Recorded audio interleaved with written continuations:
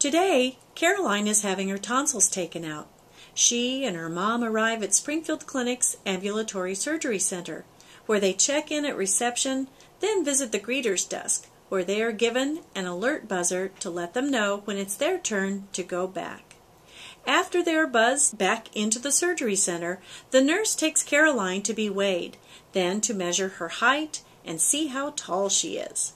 Next, Caroline gets a pair of pajama-like scrubs to wear. The nurse may give her some medicine to calm her down and help her sleep during the procedure. Her blood pressure is taken, her oxygen levels recorded using a finger clip, and the nurse takes her temperature. The nurse gives Caroline 3 different bracelets. One lists her name. One lists if she has any allergies. The other lists her parents' names, so they know who will be taking her home from the clinic. The mask that the anesthesia will be administered through is available in different scents, like grape, strawberry, and bubble gum. The nurse gives it to Caroline to hold on to before her surgery. This makes the anesthesia process less frightening. Caroline's next visitor is her anesthesiologist.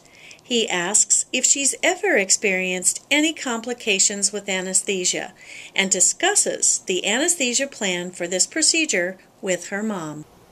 Next, the surgical nurse comes in and asks Caroline if she's eaten today. Caroline, following her doctor's rules about not eating or drinking before surgery, has not eaten since midnight the night before. Now it's time to go to the operating room. Caroline is old enough to walk herself, but if she were younger, she'd be carried or taken in a wagon. Like all kids who have surgery at ASC, she gets to keep her favorite doll with her the whole time. After her surgery, Caroline wakes up in a recovery bay. Before she woke up, her doctor went and talked to her mom, but since Caroline wasn't all the way awake yet, she wasn't able to come back and see her at that time. There can be up to half an hour between the time the doctor comes to talk to parents and when parents can come back and see their child.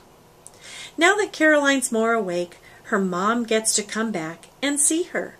She also gets to watch TV.